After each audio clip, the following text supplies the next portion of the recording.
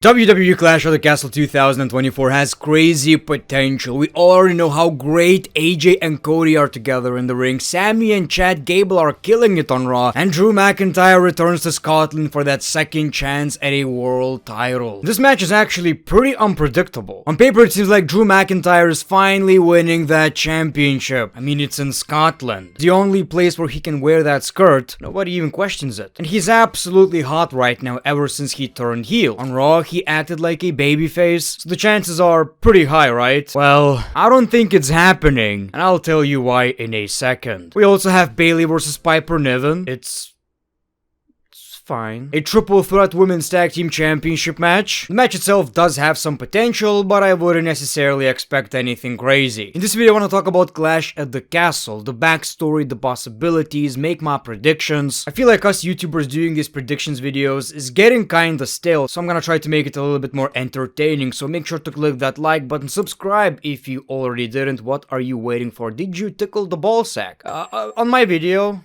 what you do in your private time is none of my business. Notification bell is what I'm talking about. Welcome back to the channel. I want to start with just possibly the main event of the show, which is Drew McIntyre versus Damian for the World Heavyweight Championship. The feud, in my honest opinion, was kinda boring. It's just about Drew McIntyre returning to Scotland. And in a way, this didn't necessarily need a crazy rivalry. There's not that much to tell. Yeah, they have some history back to Survivor Series, and Drew McIntyre, even though he was kind of a tweener, decided to team with the Judgment Day because he hated his opponents that much. But that's all this rivalry is at this point. Can Drew McIntyre finally win that championship in Scotland in front of an audience in his hometown? This moment got taken away from him so many times at this point. And look, I want to see Drew McIntyre winning that championship. During every Monday night review, I kept talking about how I don't want to see Damian as a champion anymore. I want to see Drew McIntyre finally finishing his story, winning a championship in front of an audience and actually holding it, which didn't happen. I kept saying this, but then I thought, you know what? There's a bigger story. The Judgment Day are barred from ringside, so technically it seems like Drew McIntyre is winning that championship, right? Well, not necessarily. There's a guy called CM Punk you probably heard about. Yes, the Judgment Day are barred from ringside. CM Punk is not. So I believe this is exactly what's gonna happen. CM Punk is going to cost Drew McIntyre the match, and I know it may not sound that exciting, but hear me out, ladies and gentlemen. Hear ya boy out. Here's the thing. I'm gonna sell this shit to you.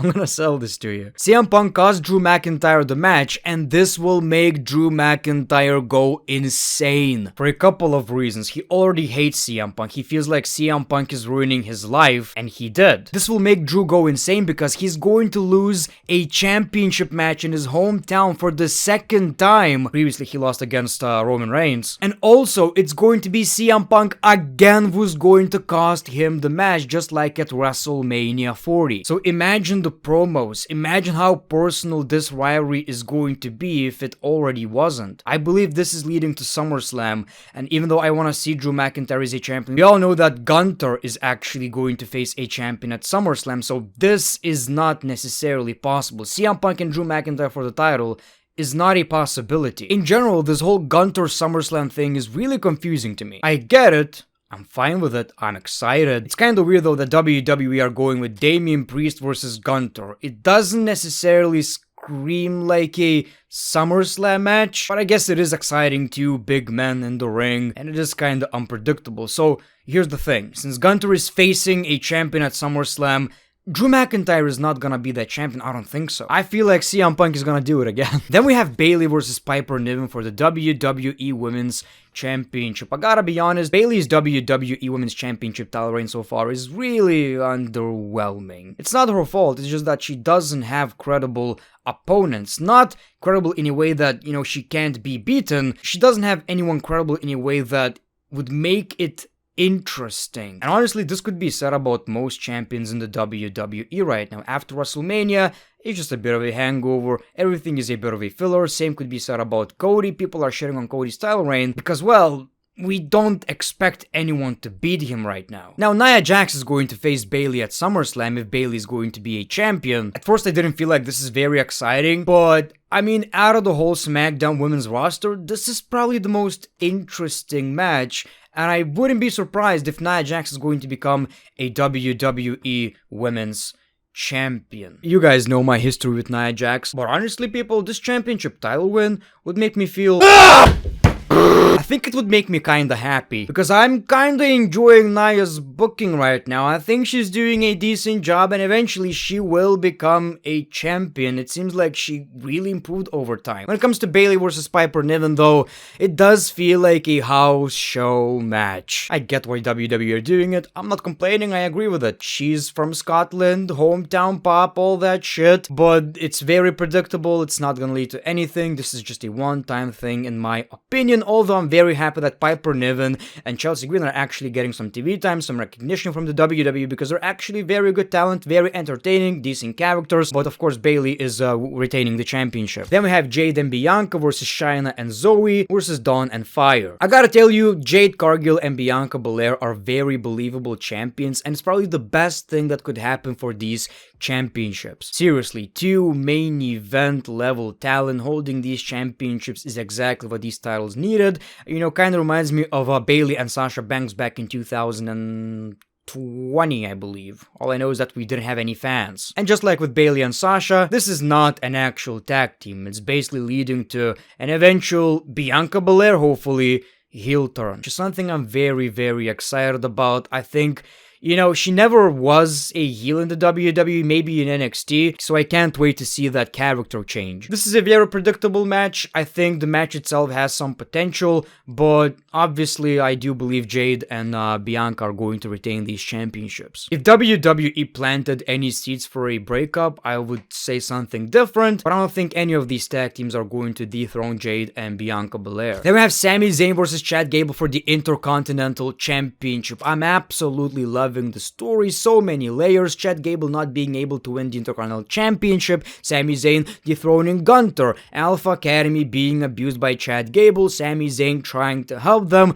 so many layers, and Chad Gable is just doing an amazing job right now. Finally, I see a clear difference between Chad Gable as a heel a couple of years ago and Chad Gable as a heel right now. No sheesh, no comedy, just a prick, a narcissist, an asshole, just a piece of shit, and I love him for it. There is a possible Alpha Academy involvement, maybe Otis and Akira Tozawa, maybe they're gonna help Chad Gable, maybe they're gonna cost him the match. These are the possibilities, but I'm gonna go with a different prediction and a wish, I guess, what I want to happen or whatever. I want the Creed brothers to help Chad Gable win that championship so we get this new faction, and maybe even during this match we either see Alpha Academy trying to help Chad Gable or refusing to help Chad Gable. So since the Creed brothers helped Chad Gable to win that Intercontinental Championship next night on Raw, well, on Monday, Chad Gable and the Creed brothers are just going to beat the shit out of the Alpha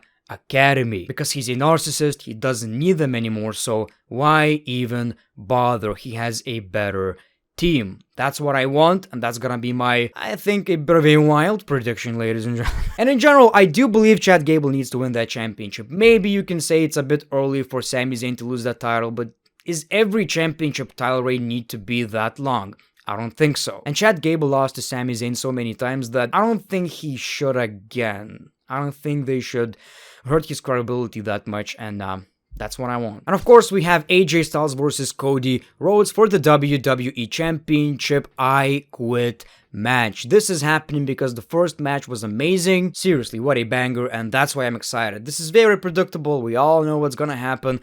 I'm just excited because I know the match is gonna be good, and I've seen someone talking about this. John Cena was at his best when we had these crazy ass stipulations, blood, sweat, tears, cum.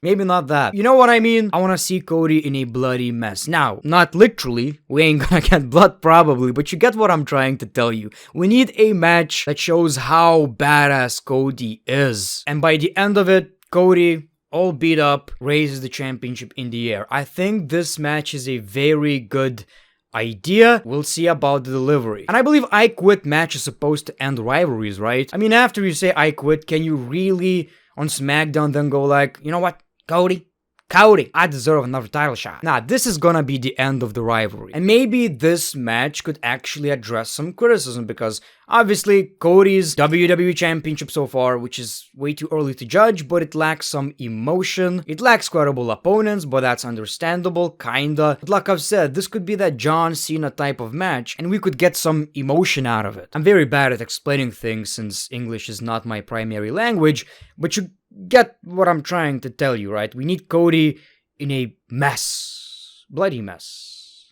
Maybe. So as I was thinking about all these possibilities, it made me realize Clash at the Castle has crazy potential. And with WWE continuing with the 5-match format, I think it's not gonna overstay its welcome, although I gotta tell you, 6 matches for me would be appreciated. I think it's that sweet spot, right? Like, not every match needs to be long. I want some variety. I want more talent on a pay-per-view premium live event. But on the other hand, these pay-per-views were enjoyable, so who am I to tell WWE that you need more matches? So thank you for watching this video. Let me know your thoughts in the comments below. Leave your predictions, your wish list for WWE Clash at the Castle. Thank you so much for watching this video, spending some time with me right here. As always, your boy, The Great One. Peace, love, and hugs. It's been a pleasure.